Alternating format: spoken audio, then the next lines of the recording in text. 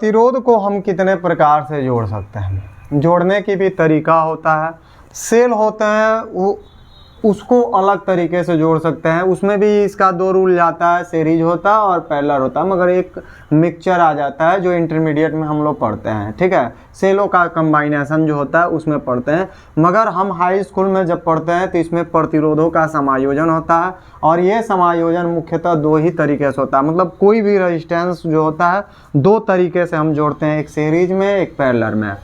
अब ये हमें ध्यान रखना है कि ये सीरीज और पैरेलल में होता क्या है। घरों की हम वायरिंग करते हैं, यहाँ पे देखिएगा घरों की वायरिंग करते हैं तो पंखा उंखा हो गया, सब अलग अलग तार से जाते हैं। सब छोड़ दीजिए, हमारे जो प्लेट होते हैं, खाने वाला प्लेट की बात नहीं कर रहे हैं, वह जो मोबाइल में देखिएगा प्लेट लगे रहते हैं जिसमें डायोड वगैरह यूज होते हैं और जिसमें धारा वगैरह का प्रवाह वगैरह होता है, या जो हमारी डिवाइस है जिससे चलती है, हम सीधे से कह सकते हैं, उनमें भी प्रतिरोधों का समायोजन किया जाता है। और कैसे कैसे किया जाता है, तो इसका समायोजन दो तरीके से किया जाता है। पहला जो होता है सीरीज में होता है, जिसको हम श्रेणी कह सकते हैं, श्रेणी क्रम में, ठीक है।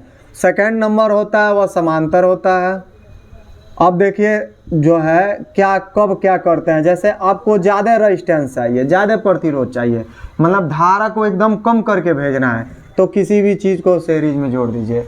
इसीलिए घर की जो वायरिंग होता है, मतलब पंखा चलाना है, फ्रिज चलाना है, कूलर चलाना है, या जो भी उपकरण चलाना है, उसके लिए परिपथ के लिए अलग अलग परिपथ बनाया जाता है। परिपथ मतलब उनकी वायरिंग में देखिएगा तार वगैरह सब अलग अलग डिवाइस में लगे रहते हैं और अलग अलग धारा का प्रवाह किया जाता है। अगर एक ही तार में हम सारी डिवाइसों को यूज करते हैं तो देखिएगा क्या होता है, बल्ब या जो उपकरण है बहुत धीमा काम करेगा, क्योंकि धारा का प्रवाह ही नहीं होगा, रोक लेगा, सब में बटने लगेंगे। इसलिए गांव के जो होते हैं या जो मोहल्ले में हम रहते हैं तो देखिएगा ट्रांसफार्मर कुछ दूरी पर रहता है, तो जहां से आता रहेगा वहां से खूब तेज बल्ब जलता है, और जब वैसे वैसे क्या होता है, धारा कम होता जाता है। और गाँव के एकदम पिछले मोहल्ले में देखिएगा एकदम बल्ब धीमा बढ़ता है। क्यों बढ़ता है? क्योंकि उसमें सारे लोग किस सीरीज में कटिया लगाए रहते हैं या किस में लगाते हैं, तो श्रेणी क्रम में, मतलब सीरीज में सब जोड़ते जाते हैं, जोड़ते जाते हैं, और वोल्टेज का मान जो होता है हर में अलग अलग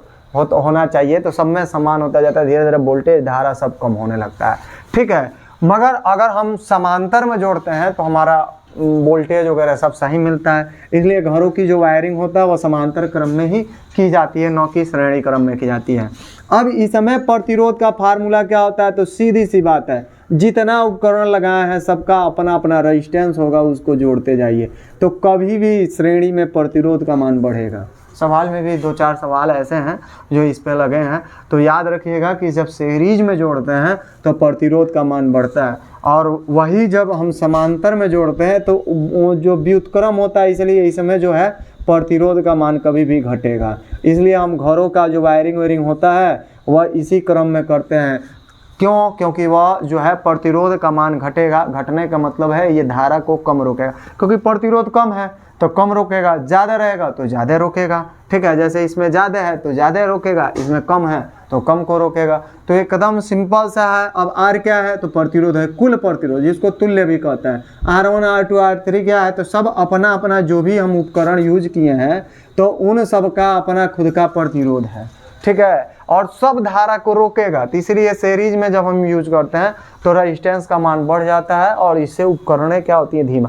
तो ये इसका भी उपयोग है, जहां हमें वोल्टेज धारा इन सबको कम करना होता है तो सीरीज में यूज करते हैं। और वही जब समांतर की बात आता है तो हम उल्टा यूज करते हैं, क्योंकि बट्टे में होता है, इसमें आपका वैल्यू कम हो जाता है, घट जाता है, ठीक है।